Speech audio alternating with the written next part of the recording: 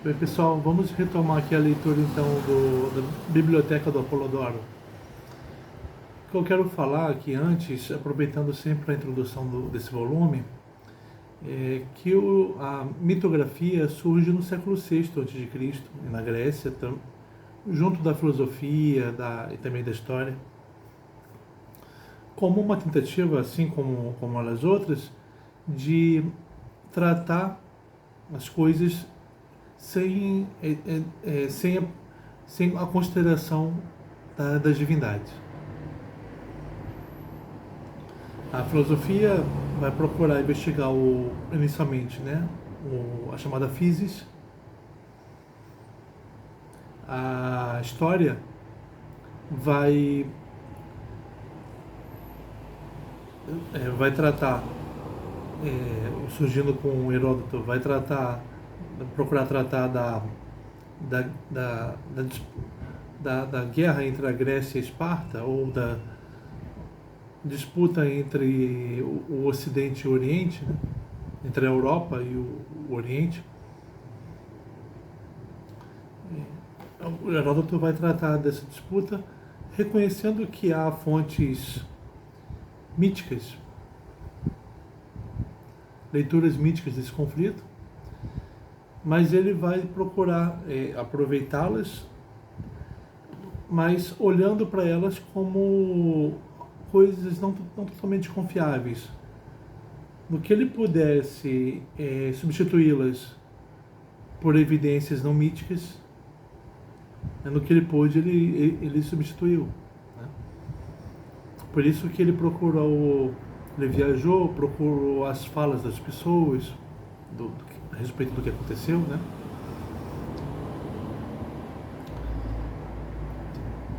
O relato dele é uma explicação desse conflito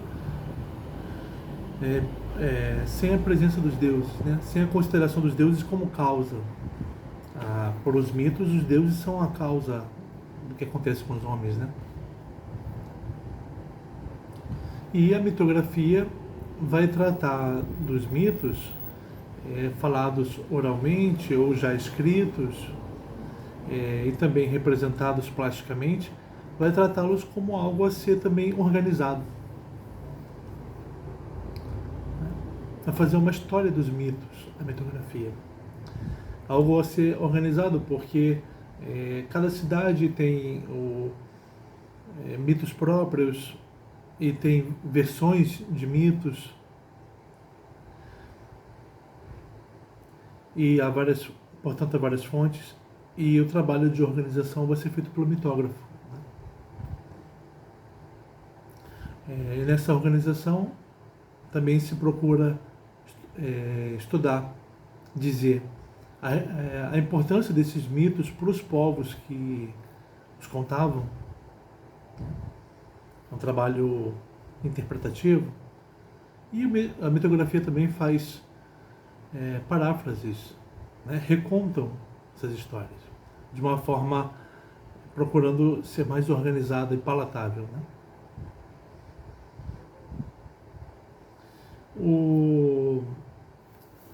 A respeito do Heródoto, especificamente, o Heródoto abre, já no livro 1 da história, chamado Clio, né?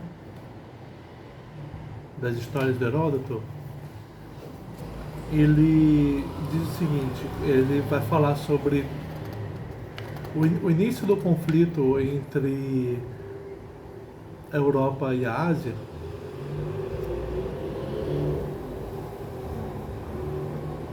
E vocês vão ver que ele vai falar desse início já despido de figuras divinas, de uma explicação causal divina. Ele diz aqui, os doutos dizem que os fenícios foram a causa da desavença. Os fenícios, segundo afirmam os persas, chegaram ao nosso mar, dos gregos, vindo do chamado Mar Eritraios, e estabelecendo-se no território que até agora ocupam, começaram imediatamente a empreender longas viagens. Entre outros lugares, até onde levaram mercadorias egípcias e assírias, eles chegaram a Argos. Naquela época, Argos se destacava em tudo na região atualmente chamada Hélade. Então os fenícios vieram até Argos e lá descarregaram suas mercadorias. No quinto ou sexto dia após a sua chegada, quando sua carga já estava quase toda vendida, veio à orla marítima, entre muitas outras mulheres, a própria filha do rei de Argos. De acordo com os relatos tanto dos persas quanto dos helenos, seu nome era Io, a filha de Inaco. As mulheres ficaram nas proximidades da popa da nau. Enquanto elas barganhavam os produtos que lhes interessavam, os fenícios se animaram uns aos outros para a tentativa e correram em sua direção, com o objetivo de agarrá-las. A maior parte das mulheres escapou, mas Io e algumas outras foram alcançadas. Os fenícios as arrastaram para a nau e partiram no rumo do Egito. Então, primeiro, para o Heródoto, os fenícios foram vender coisas em Argos e tomaram para si, algumas mulheres e inclusive a filha do rei, Io. E assim Io chegou ao Egito, segundo dizem os persas, mas não os helenos. E esta, Io, em sua opinião, foi a primeira ofensa cometida. Não, esse rapto. Depois disso, de acordo com a sua versão, alguns helenos, cujo nome, agora vai ser a vez dos helenos, atentarem contra os asiáticos. Alguns helenos, cujos nomes eles não sabem dizer, desembarcaram em Tiro, na Fenícia, e raptaram Europa, a filha do rei. Esses helenos deveriam ser cretenses. Então, provavelmente, os cretenses foram à Europa, foram a Tiro, na Fenícia, e raptaram a Europa, a filha do rei. Até esse ponto, as ofensas se compensavam. Mas depois disso, dizem eles, os helenos foram culpados pela segunda ofensa. Aí os helenos não esperaram uma nova ofensa dos fenícios. Eles fizeram uma outra ofensa. Eles navegaram em uma nau longa até Aia, na Cólquida, e o rio Fazes. Depois de concluir os negócios para os quais tinham vindo, eles raptaram Medeia, a filha do rei. Quando o rei dos Colquídeos mandou um arauto para pedir reparação pelo rapto e a restituição de sua filha, os helenos responderam que lhes tinha sido negada a reparação pelo rapto da argiva Io, e portanto nada concederiam aos colquídeos.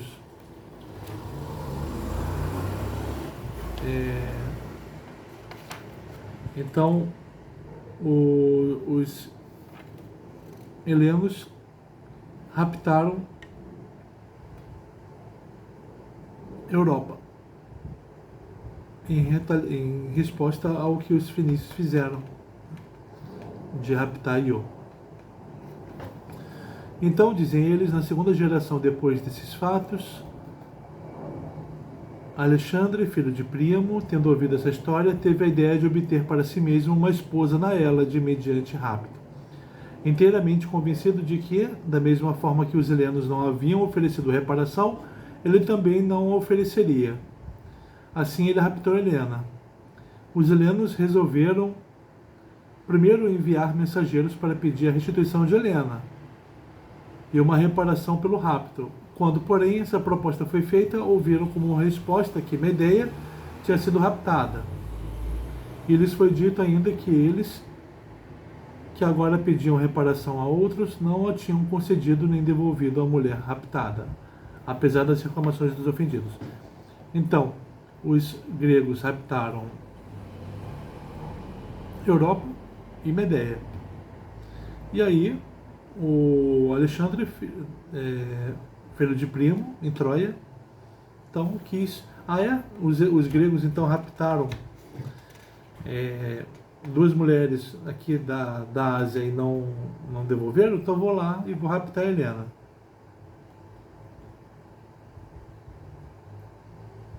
E aí isso fez com que os helenos pisassem na jaca e invadissem a Ásia. Então, transformando esse conflito deles num algo não mais de algo em guerra, né? Repara que isso ele fala é desprovido de figuras divinas, né? Aqui na introdução ele diz: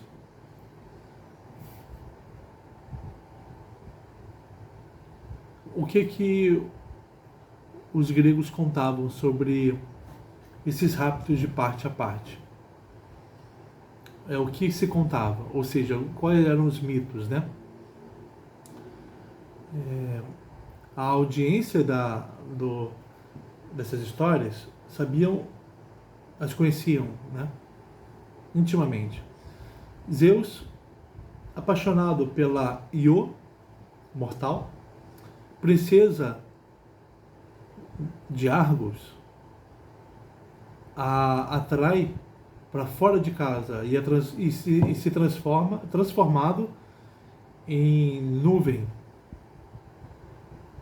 Se transforma em nuvem para se esconder com ela. Então foi Zeus que raptou Io. De novo Zeus, desta vez disfarçado de um touro,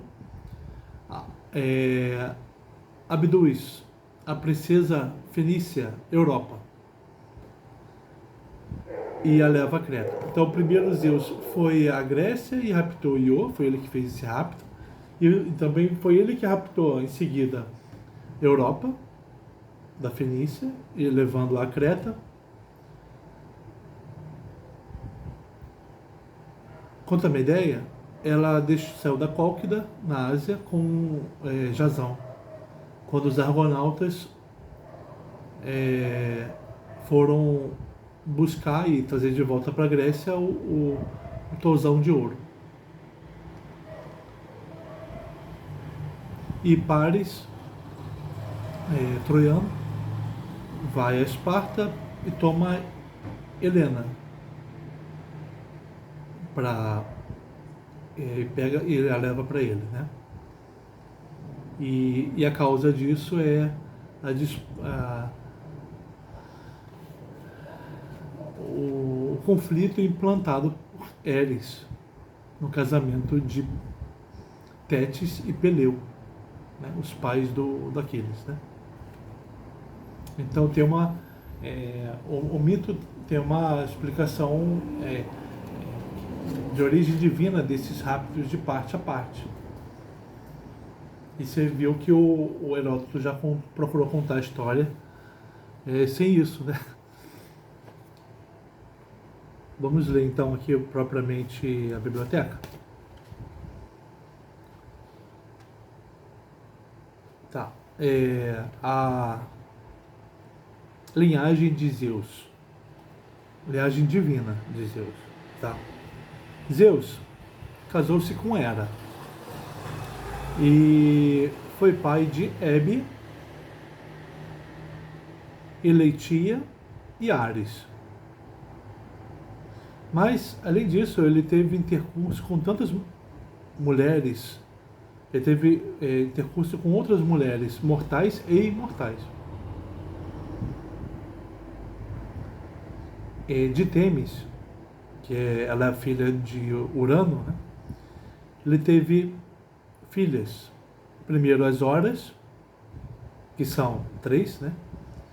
Irene, Eunomia e Dique. E também teve as Moiras, que são 3 também.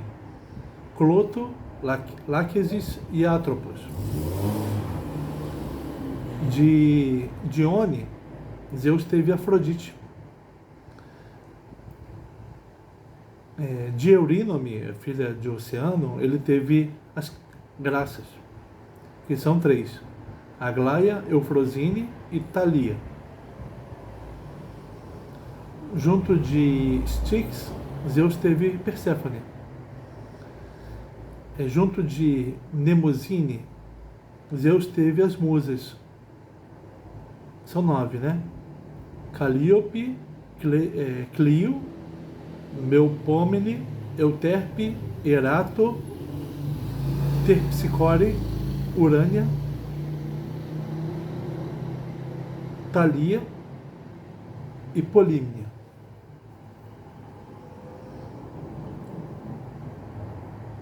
Agora, na próxima subseção, ele vai falar da prole das musas. Calíope e Oiagros, que na verdade era Apolo, tiveram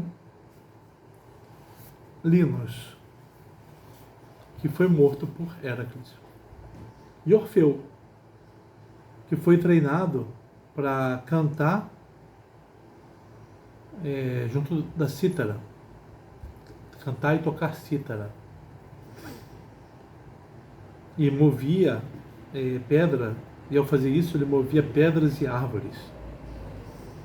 Quando a esposa de Orfeu, Eurídice, morreu após ser picada por uma cobra, Orfeu desceu à casa de Hades, desejando trazê-la de volta. E ele persuadiu, aqui fala o Plutão, né? Mas é hora de falar Hades, né? Ele persuadiu Plutão a deixá-la ir. Plutão prometeu fazer isso se Orfeu não virasse e olhasse para trás, enquanto ele subisse de volta à superfície.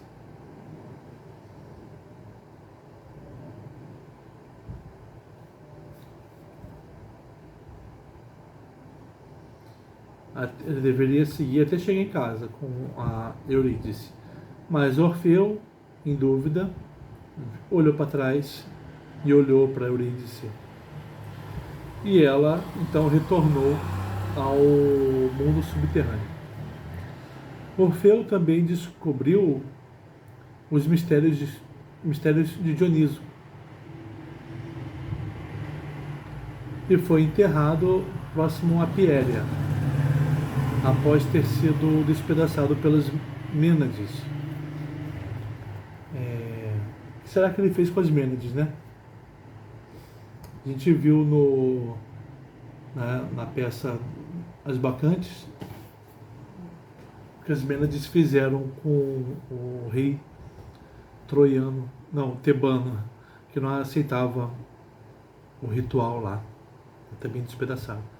A mãe do rei despedaçou, né? Clio, outra musa, caiu em amor pelo filho de Piero. Não, com Piero. Clio se apaixonou por Piero. Ele é filho de Magnes. E ela se apaixonou por causa da raiva de Afrodite. Por quê? Porque a Afrodite tinha raiva de Clio.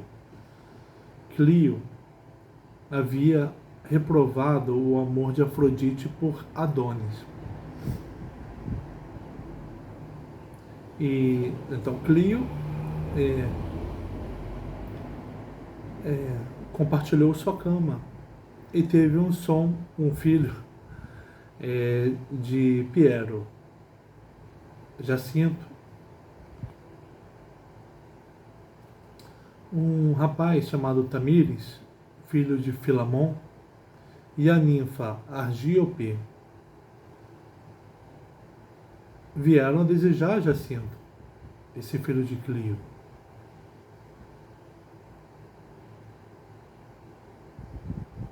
E foram os primeiros a amarem outros homens.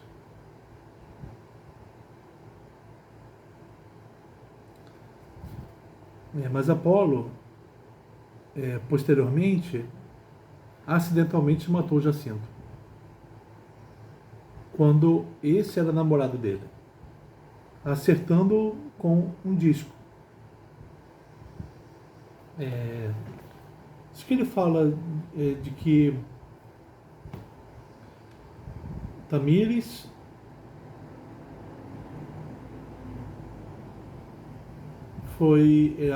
desejou Jacinto, né?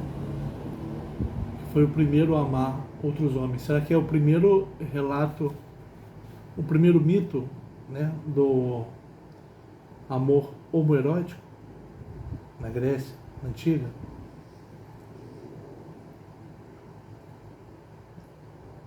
Esse Jacinto, esse filho de Clio, né? Tá. Tamires,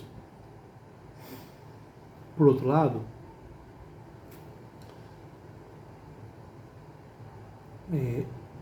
era muito belo e cantava muito bem, acompanhado da cítara. E ele entrou numa competição musical com as musas e concordou que se ele fosse considerado melhor, ele poderia dormir com todas elas. Mas se ele perdesse, ele seria privado do que quer que elas desejassem, que ele fosse privado. As musas foram melhores que ele e o privaram da sua visão e também da sua habilidade na cítara. Então ele só... Euterpe, né, uma outra musa, e o rio Strymon tiveram um rezo. Rezo a quem Diomedes matou em Troia. De acordo com alguns,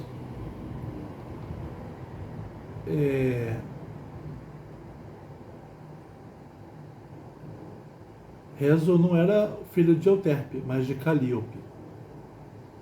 Thalia, né, outra musa, e Apolo tiveram as Coribantes. Melpomene e Aquelus tiveram as sereias, de quem nós devemos falar quando contarmos a história de Odisseu. A biblioteca vai até a morte de Odisseu. Vou falar de Hefesto agora. Hera deu à luz a Hefesto, sem intercurso sexual. De acordo com Homero, contudo, ela teve Hefesto com Zeus. E Zeus o atirou para fora do Olimpo, porque ele ajudou Hera quando ela estava acorrentada. Zeus havia pendurado Hera para fora do Olimpo, porque ela havia enviado uma tempestade contra Héracles, numa vez em que ele estava navegando para fora, né, de Troia, após capturar Troia. Tétis salvou Hefesto após a queda dele em Lemnos, e queda que o tornou aleijado, né, das pernas. Então, está falando da prole de Zeus, falou das musas e da prole delas, falou de Hefesto, né, o outro filho de Zeus. Vai falar de Atena. Zeus dormiu com Metis, que se metamorfoseava em muitas formas para não ter que fazer sexo com ele. E quando ela engravidou, ele a engoliu rapidamente, porque Egeia havia dito para ele que após ter a filha da qual Metis estava grávida, ela teria um filho que iria se tornar o governante do Olimpo. Zeus tinha medo de perder o poder e, portanto, engoliu Metis. Quando chegou a hora do nascimento de Atena, Prometeu, para alguns outros foi Hefesto que fez isso, acertou a cabeça de Zeus com um machado. E Atena, vestida para a batalha, pulou para fora do topo da cabeça de Zeus. A Metis mudava de formas, né? Tétis também.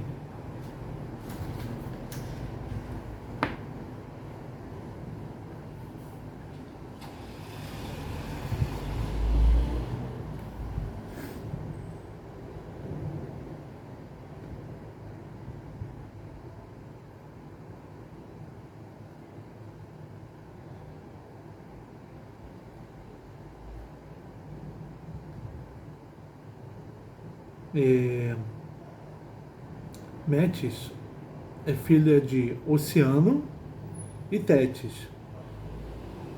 A Metis é uma oceânida. Tá? E os oceânidas têm essa capacidade de mudar sua forma.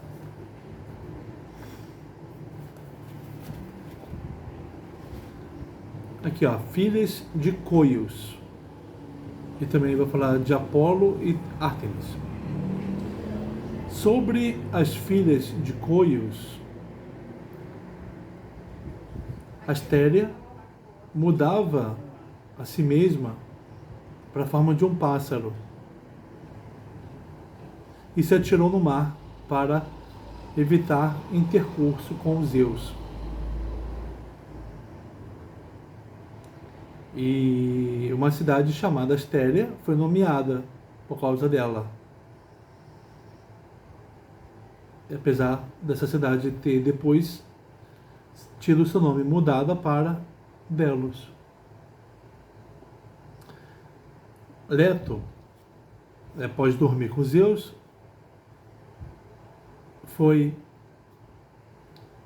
teve que fugir por toda a terra por causa de Hera, até que Leto, né, chegou a Delos, onde ela deu à luz a Ártemis. E Ártemis que depois a ajudou a ter Apolo.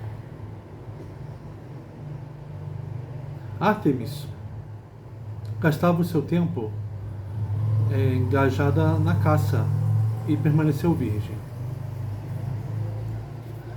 Ou seja, não tem prole de Ártemis. Apolo aprendeu a profecia de Pan, filho de Zeus e Íbris, e foi a Delfos. Apolo foi a Delfos. Nessa época, Temis é que dava os oráculos lá em Delfos, né?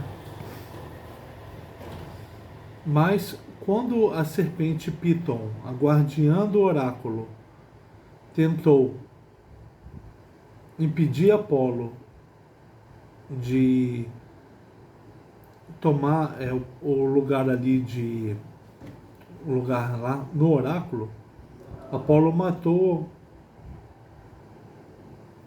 Piton e ocupou o oráculo. Não muito tempo depois, Apolo matou Títios, que era o filho de Zeus e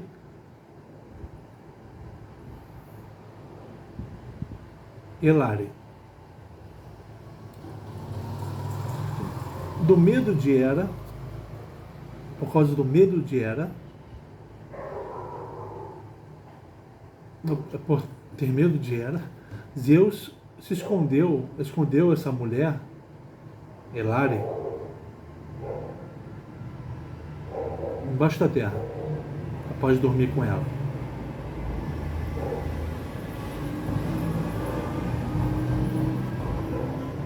E depois ele trouxe à luz o filho dela, Títios. Quando Leto estava vindo a Pito, Títios a viu. O Títios, filho de Zeus com Elare. Ele viu Leto. Viu e, cheio de desejo, tentou arrastá-la com ele. Mas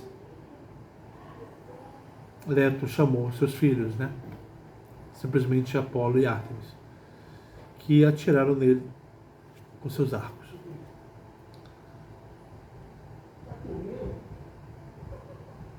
Mesmo após a punição da morte, Títios tem o seu coração comido eternamente na casa de Hades. Falar de Márcias. Apolo também matou Márcias, filho de Olimpo, que encontrou uma flauta dupla, Aulus, que a Atena jogou fora, porque a Atena soprava e fazia a face dela ficar feia. Então ela jogou, o Márcias viu e pegou. Márcias então entrou numa disputa musical com Apolo. Eles concordaram que o vencedor poderia fazer o que quisesse com o perdedor. Quando a competição começou, Apolo pôs de ponta cabeça sua cítara e competiu. Ele falou para Márcia fazer a mesma coisa, mudar a posição do Aulus. O Aulus é uma flauta com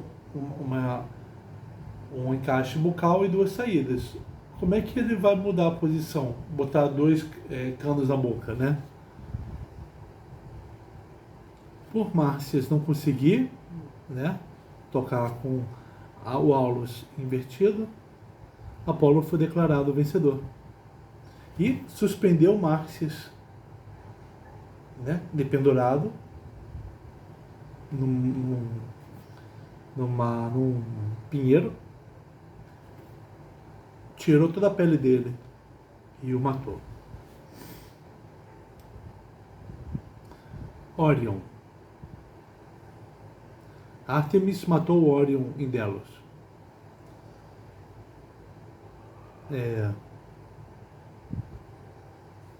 O que se diz era que Órion era autóctone, ele era de Delos e tinha um corpo gigantesco. Ferecides diz que Órion era o filho de Poseidon e Euríale. Poseidon deu a ele a habilidade de andar sobre o mar. Órion primeiro casou-se com Cide, a quem Hera jogou na casa de Hades, porque Cide rivalizava com ela em beleza. Legal a forma como ele fala de Hades, Ele não fala de Hades como lugar. O lugar é a casa de Hades. Então, Órion casou-se com Cide, que foi atirada no Hades por Hera. Órion então foi para Quios e pediu a mão da filha de Oinopion, Mérope. Mas Oinopion embebedou Órion, cegou Órion após Órion desmaiar da bebida e o jogou na margem, Órion foi até a forja de Hefesto e pegou um garoto Colocando o garoto nos seus ombros, Orion ordenou a esse garoto que o guiasse para onde o sol nascesse. Né? Orion cego, né? Quando Orion chegou lá, ele recuperou sua visão, foi completamente curado pelo brilho solar e rapidamente foi atrás de Oinopion, que fez isso com ele, né? Porque ele se apaixonou por Merope, filha do Oinopion. Mas Poseidon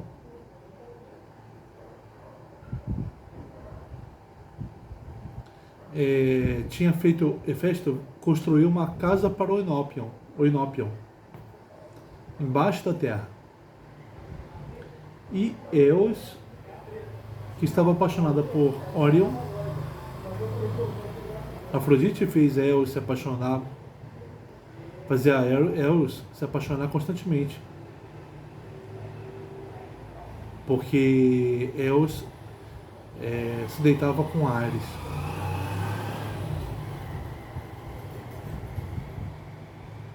Então, a Oinopion foi protegido, né, por Poseidon, e Hera colocou Eos para se apaixonar por Orion. Aliás, Afrodite, né, colocou Eos para se apaixonar por Orion. Eos, ela raptou Orion e o levou a Delos. Mas Orion, de acordo com outros, foi morto porque ele desafiou Ártemis numa competição de lançamento de disco. De acordo com alguns, ele foi atirado por Ártemis por tentar raptar, estuprar Opis, uma das virgens que vieram dos Hiperbóreos. Poseidon casou-se com o Oceano, filha de Anfitrite, e teve filhos, Tritão e Rode. Rode que casou-se depois com Hélio.